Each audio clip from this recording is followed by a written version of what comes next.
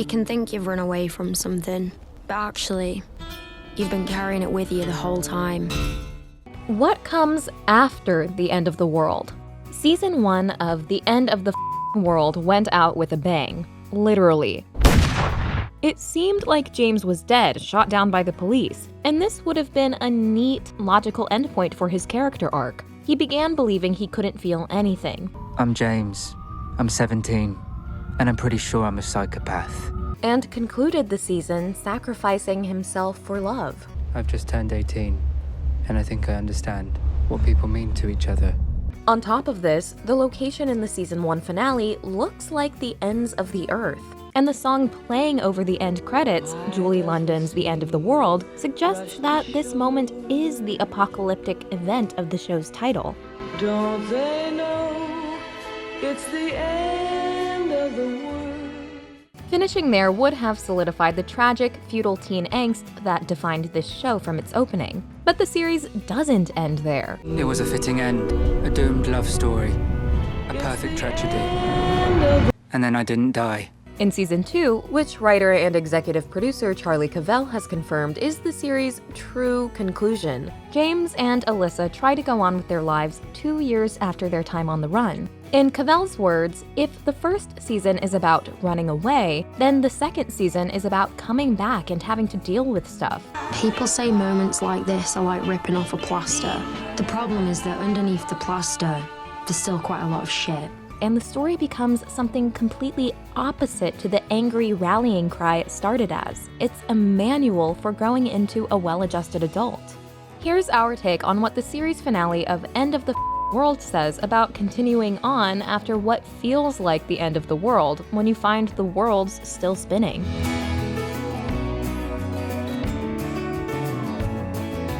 This video is brought to you by Skillshare, a learning platform that offers thousands of online classes to fuel your creativity and career. Right now, Skillshare is offering our viewers 2 months access to all their classes for free. So click the link in the description below to sign up now.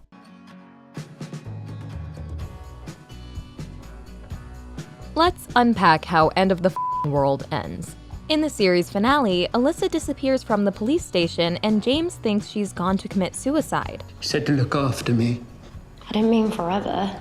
But in fact, she's actually taken a positive step towards life by going back to the house where Clive Cock attacked her in Season 1 to finally put to rest the trauma that's been haunting her. The couple then visit the place where James's parents met. He was sitting on a bench.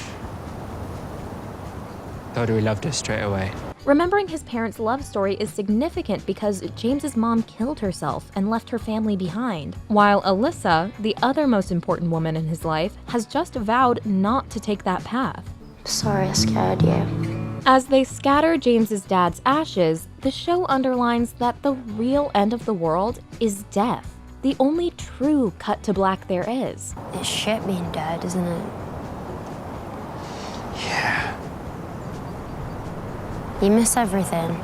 So if you're not dead, you have to get up every day and find a way to keep going. And that's what becoming an adult is. You can't stop things happening. You just have to deal with them when they do.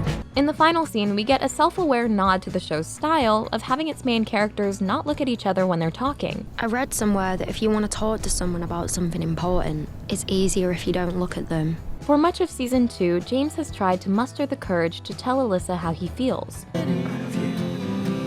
What? I said it's time. Let's go. Now Alyssa meets him halfway. I heard what you said. At the car pound. I feel the same. Through this moment of genuine connection, the show affirms that their future is hopeful, even though the road isn't going to be easy. I need a lot of time. Okay. And some psychological help. So how did the tortured teenagers of Season 1 get to this positive, healthy place? Essentially by learning to feel. A feat that's not easy when the main thing you're feeling is pain. Viewers may have expected that if James did survive Season 1, the show's final chapter would focus on him and Alyssa facing legal consequences for their crimes. Well, he's 18 tomorrow. That's proper prison, that is. But Season 2 quickly reveals that both got off pretty easy. The jury agreed I was acting in defense of another and found me not guilty of murder. I got community service for what I did. which wasn't as bad as going back to school.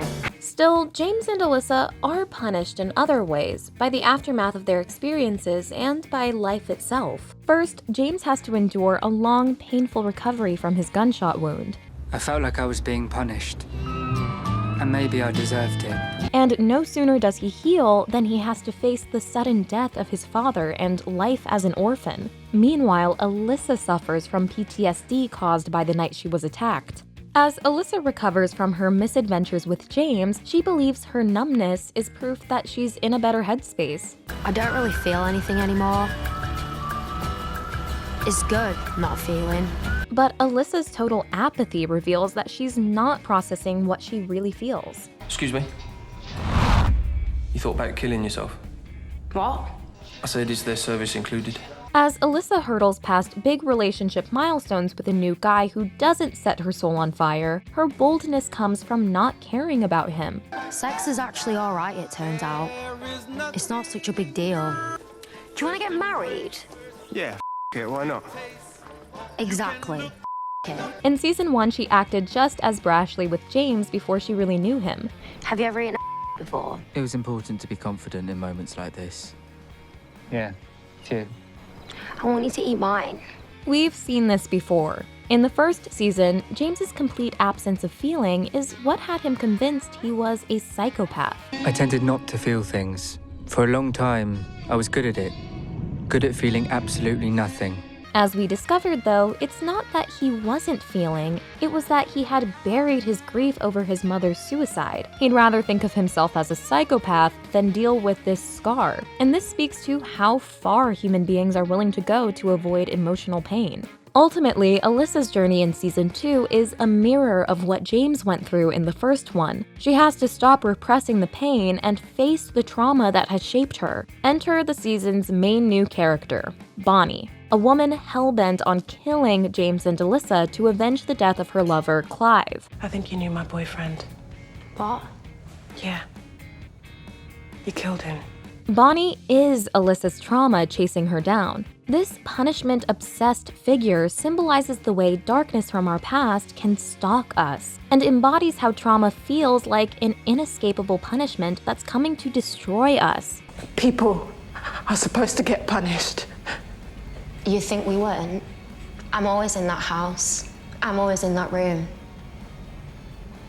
I can't get out. The couple's final confrontation with Bonnie forces Alyssa to deal with the event she's tried so hard to forget. And that's ultimately what motivates Alyssa to return to the scene of the crime and take the first step towards healing. Meanwhile, Bonnie herself is a cautionary tale of what happens when you don't confront your trauma. Her downfall is that she never looks honestly at the abuse she's endured all her life. I learnt about punishment from a young age. I learnt it happens because of love. We could interpret Bonnie's story as a pessimistic variation on James's season 1 narrative. Just as James once plotted to kill Alyssa, Alyssa was new. She'd started that term. I thought she could be interesting to kill. Bonnie seems to believe she's a killer with no qualms about avenging Clive. I'm gonna go kill someone else now. James eventually realizes he's not a psychopath because he discovers his capacity to feel love, and because he recognizes how disturbed he is by seeing living things hurt. Having finally murdered a human, I realized something quite important. Please. I was pretty sure I wasn't a psychopath. In season 2, Bonnie experiences something similar. Her horrified reaction after accidentally shooting the hotel owner, and the way she delays on killing James and Alyssa, Why didn't you already What? kill us? tells us that at her core, she isn't some one-dimensional, cold-blooded murderer either. Yet, despite their parallel journeys to this point, this is where James's and Bonnie's paths diverge. Feeling turns out to be James's saving grace, the thing that frees him. Being with Alyssa had started to make me feel things. She made me feel things. But Bonnie can't handle her inner turmoil. Her pain ultimately proves unbearable. What do I do with all the pain? Her suicide attempt shows she wants to escape feeling altogether. In this season that's so focused on the theme of punishment, You're just a witness. She's confessed to everything. this person who hasn't really dealt with her trauma is trapped by it and will probably never get out of her mental prison. You can get stuck in a place and not even realize it. not careful, you can get stuck there forever. Like Bonnie.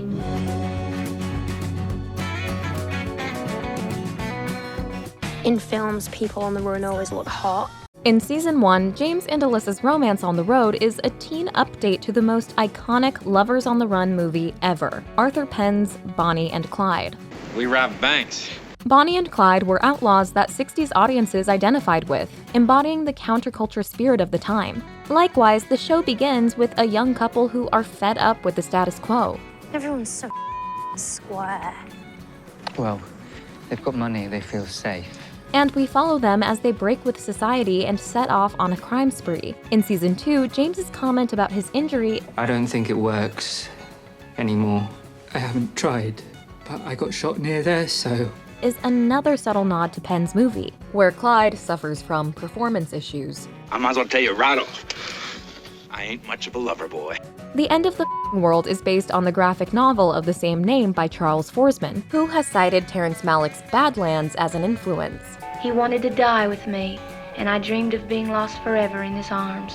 Forsman's story is set in the US. Even though the show takes place in England, it maintains a very American feel. If this was a film, we'd probably be American. This is especially pronounced in Season 2, where the setting seems to resemble the Pacific Northwest. Finally, the show's notable lack of modern technology. I smashed it.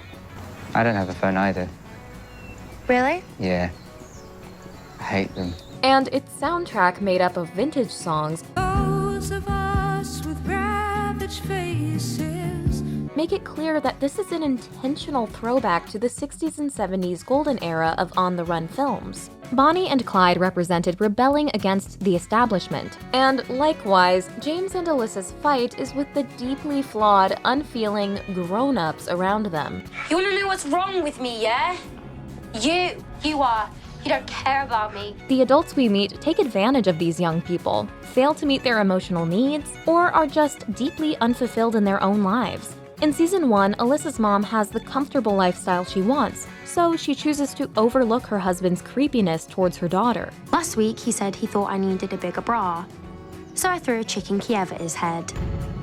Mum pretended that she hadn't heard him. Alyssa initially thinks her dad is a cool, stick-it-to-the-man kind of guy. Gotta fight the system. Got the kiddo? Because we live in properly up times. But in the end, he's a sellout who calls the cops on her and James. I'm trying to protect you from him.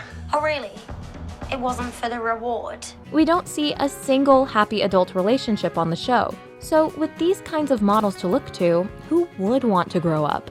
In Season 1, the teen's solution is to escape.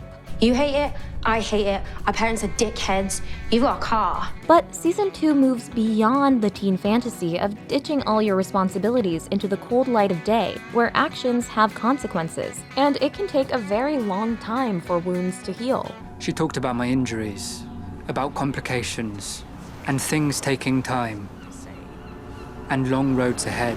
At first, when Alyssa ditches her wedding to Todd and runs off with James, it seems like we're getting a repeat of those earlier events. But the people in the situation are changed by their experiences. Alyssa keeps asking about their destination. What are we doing, James? Where are we even going? And this time, viewers are also probably impatient with the aimless drive. We want the couple to face the day, which they're eventually compelled to do. Sometimes doing the right thing feels like committing a crime. Because I want a divorce.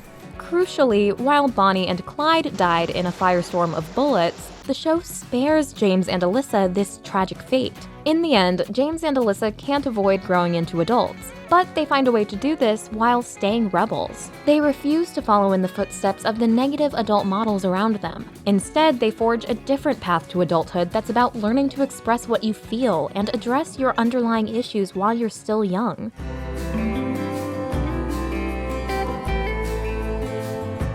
Bonnie and Clive, a couple whose names clearly reference Bonnie and Clyde, are a dark mirror of our central couple. Love makes you feel quite clear about what is right and what is wrong. And when someone has done something wrong, they have to get punished. Bonnie is a product of the messed up adult establishment, shaped first by her imperfect parents. Dad left soon after that. I'm just getting some milk. then by this older man who takes advantage of her. And whereas James and Alyssa find a way out, the tragedy of Bonnie's story is she ends up perpetuating this cycle. Bonnie suffers because she blindly repeats the thought patterns she learned passively and never examines them. Bonnie's misguided view of love stems from trying to reconcile her mother's emotional abuse with the need to believe this person loves her. Her story explores how that fundamental misunderstanding of love has made her unequipped for life. The problem with a person having a lack of love is that they don't know what it looks like, so it's easy for them to get tricked, to see things that aren't there. Clive uses the promise of love as a honeypot to lure Bonnie in. Do you know something? What? I could fall in love with you. And she has no idea how to tell whether she's got love. Has it happened yet? What? To love? Nearly. But we're finished for tonight. It's significant that this girl who grew up in an abusive environment falls for a serial predator. Even if she doesn't meet the same gruesome end as his other victims, Clive preys on her feelings. How do you know you didn't have a plan? Maybe you were just lucky. He loved me. He pushes her toward crime, subtly manipulating her into hurting someone for him. And now she's made up these lies. She's gonna say I attacked her. She wants to destroy me, my life, my work. And rewarding her violence with the ultimate prize. So unlike Bonnie and Clyde, Bonnie and Clive are not a real team. There's a drastic power imbalance between them. James and Alyssa's relationship can feel punishing at times, but it never veers totally into this love as reward and punishment territory. Bonnie and Clive are a guide to what not to do in love. Bonnie uses Clive to give her life meaning. Why did you want to take my class? I was interested In what? in what the point is. She projects her desperate need for love onto this undeserving partner, and she willfully writes off his bad qualities and obvious lies. I was stupid. Agreeing to talk to her alone. She's clearly in love with me. She explains away inconsistencies by creating a narrative in her head. You were waiting for him. When she finally confronts the couple, she can't take the revelation of what Clive did to Alyssa. Held me down and then he tried to get on top of me. Shut up. You asked me to tell you. Not just because it reveals that her lover was a terrible person, but because it suggests that he didn't really care about her. Bonnie sees Clive as a way out, as the answer. I used to feel like I maybe wasn't real, like I was made up of nothing. But when you fall in love, the nothing feeling is eaten by a something feeling, which is eaten by an everything feeling. This is exactly how James vows not to see Alyssa. I'm sorry. What for? For trying to make you the answer. It's not fair. On some level, the whole arc of the end of the world is about two young people coming out of their shells and finding a way to express love. If you can manage this, in spite of it all, the end of the world is a long way away. And instead of black, empty nothingness, you're looking out on a new day. I love you too. Yeah, don't go on about it. This video is sponsored by Skillshare, an online learning community we love. With thousands of classes taught by seasoned pros. With Skillshare, you can hone your creativity through a class on street photography, creative nonfiction writing, or character animation. You can learn to succeed in business with classes on how to build your Instagram following, create viral content, or manage your finances. You can master new technology through classes on website design and coding basics. You can even add some flavor to your lifestyle by learning to brew your own beer or bake your own bread. Or you can join Instagram and YouTube star Brandon Woofle for a tutorial on capturing and editing one-of-a-kind portraits and action shots. Right now, Skillshare is offering our viewers 2 months access to all their classes for free. Just click the link in the description below to check it out today.